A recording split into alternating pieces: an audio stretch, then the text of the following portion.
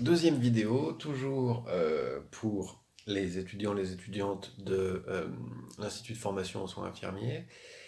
Et on continue l'initiation à la sociologie, toujours sur l'ouvrage fondamental d'Émile Durkheim, Les règles de la méthode sociologique. Et après avoir défini ce que c'était que les faits sociaux, on passe à une deuxième notion que je trouve simple, amusante, utilisable immédiatement, et qui s'appelle les prénotions. Alors qu'est-ce que c'est qu'une prénotion? Une prénotion, dans le fond, c'est une manière de penser, externe à l'individu et qui s'impose à lui et qui vient polluer son jugement. Durkheim, dès le début, nous dit, si je veux avoir une approche sociologique de ce que j'ai devant moi, donc si vous voulez avoir une approche sociologique, par exemple, de votre service, et qu'elle soit rigoureuse, il faut qu'avant de la regarder, je me débarrasse de toutes les prénotions, c'est-à-dire de tout ce que je crois, tout ce qui meuble mon jugement, et qui ne m'a pas été démontré. Voilà. Donc par exemple, telle ou telle croyance, telle ou telle manière de voir. Alors je vous en donnerai des exemples tout de suite. Et exclusivement tirés du milieu médical, parce que cette seconde vidéo sera beaucoup plus courte que la première, parce que vos cadres m'ont dit de faire des vidéos courtes, et que moi, il me semble que ça va être très bien comme ça. Alors, Durkheim nous dit, moi dans mon analyse par exemple, je pourrais être pollué par la notion de progrès.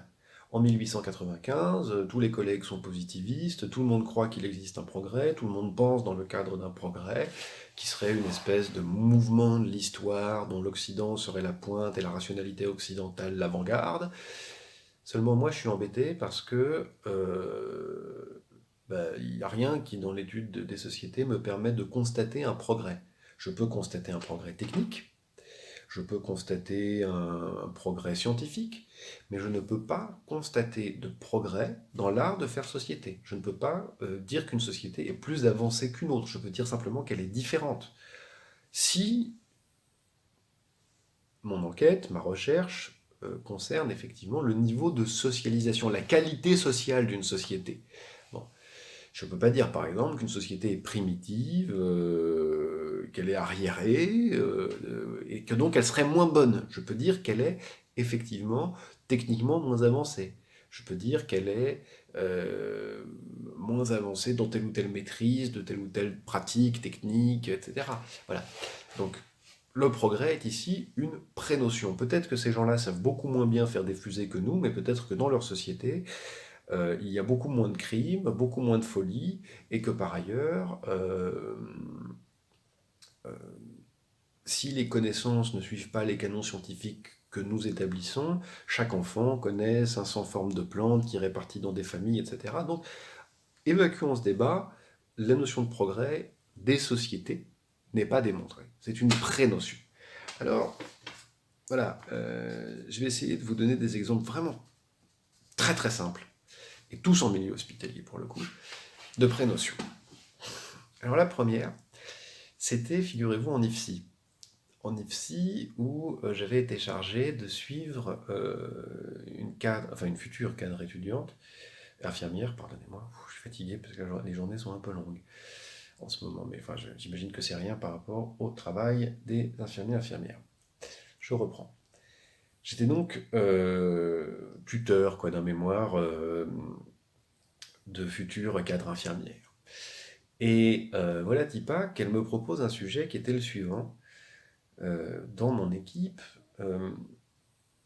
j'ai des ASH, des femmes qui font le ménage. Et vraiment, je voudrais faire un travail sur le dégoût, les excréments, etc.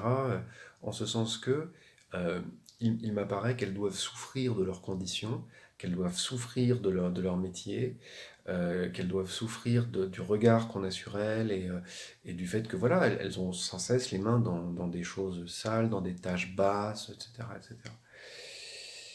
Et alors je lui ai dit au début, parce que j'étais vraiment bon, fait le boulot d'enseignant, quoi.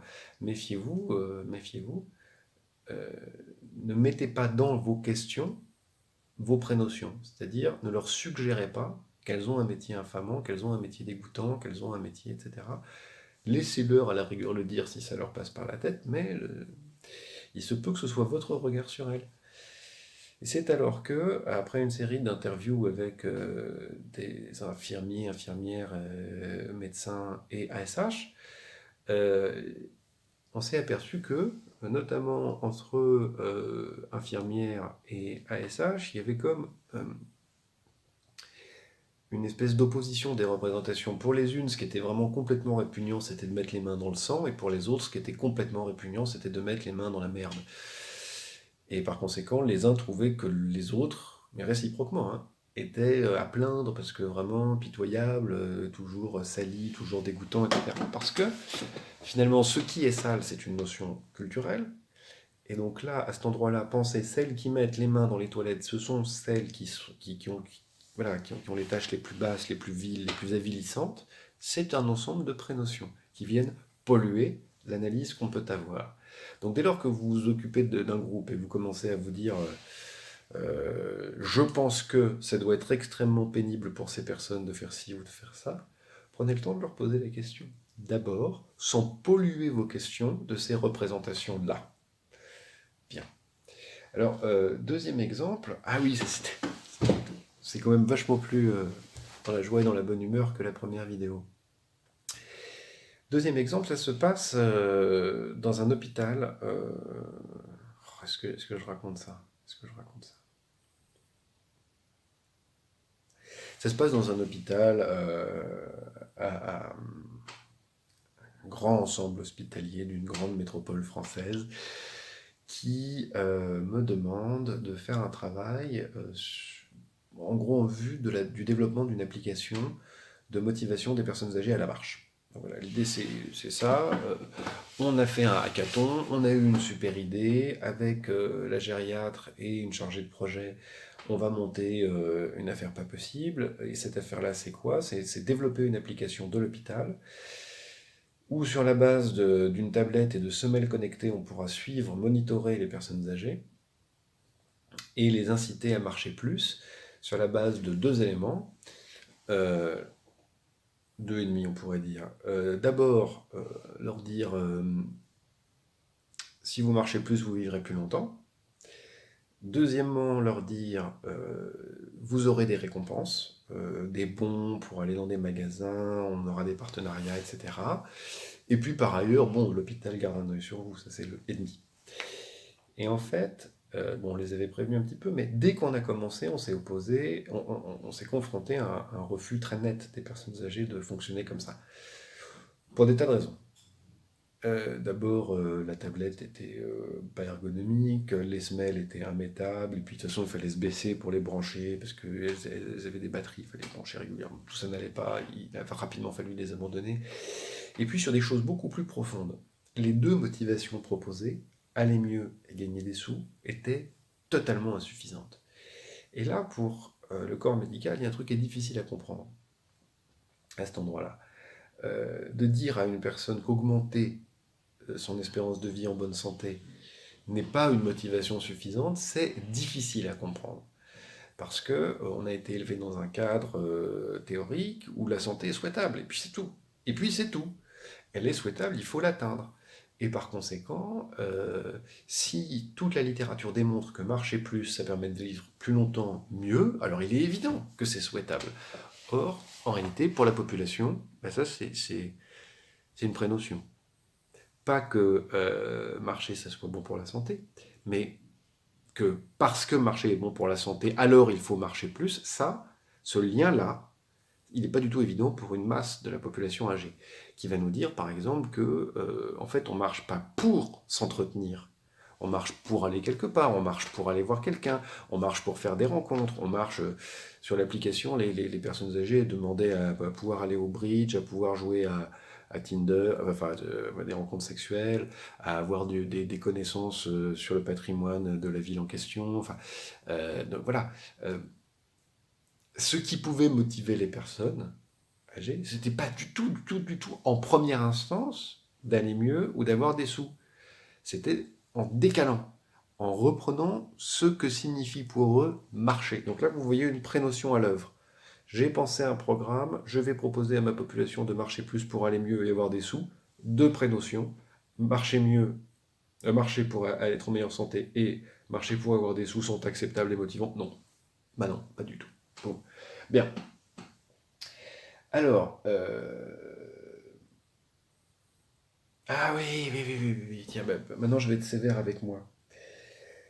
Euh, on m'a demandé de tester, dans un cadre hospitalier, des robots émotionnels, le petit phoque paro.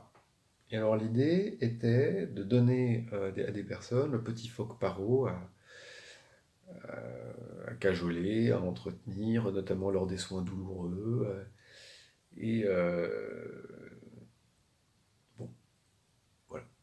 Évaluation, est-ce qu'il peut y avoir un usage du robot paro, un robot émotionnel? Donc c'est un petit phoque robot qui, quand vous le caressez de telle ou telle manière, vous reconnaît, enfin reconnaît l'instance qui est en train de la caresser, et fait des petits bruits, des petits comme ça.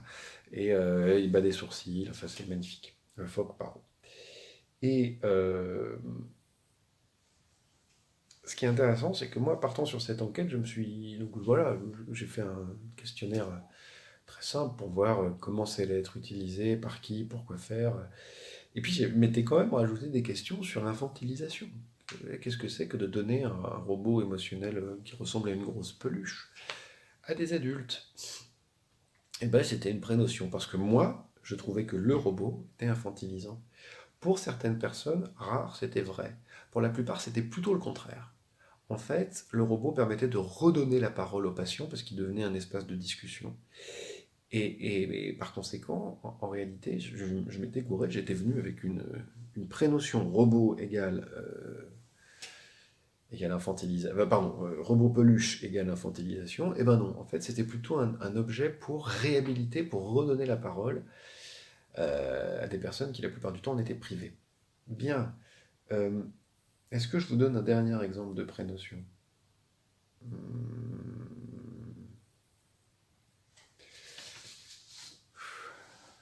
Donc, deuxième vidéo, ce qu'il faut en retenir, c'est très simple, c'est euh, quand on engage un regard sociologique sur une situation, il faut se débarrasser de tous les jugements qui vont polluer, qui vont corrompre la question qu'on pose, le regard qu'on porte. Donc, déjà évacuer au maximum ces jugements de valeur. Max Weber appellera ça la neutralité axiologique, il appellera ça étudier les valeurs sans jugement de valeur. Mais restons-en avec Durkheim. Balayer toutes les prénotions, c'est balayer tout ce qui précède notre question et qui structure notre vision des choses, notre raisonnement, notre perception du monde. Donc il faut balayer ça pour avoir en quelque sorte un regard neuf sur les situations qui vous sont proposées. Bien. Et bien, après cette première livraison, j'en referai deux autres demain et deux autres après-demain.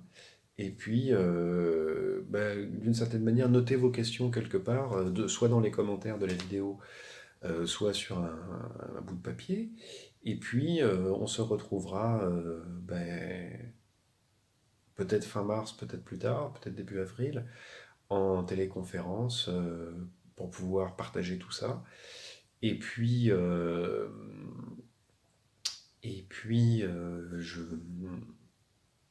on essaiera de garder une trace écrite des réponses aux questions. Vous aurez évidemment le plan du cours, hein, puis les notes de cours. Et puis on essaiera de garder trace des échanges qu'on peut avoir afin que ceux et celles qui n'auraient pas accès à Internet puissent avoir néanmoins accès à ces échanges. Voilà, et je vous souhaite une bonne journée et je vous souhaite bon courage à toutes et à tous pour les jours à venir.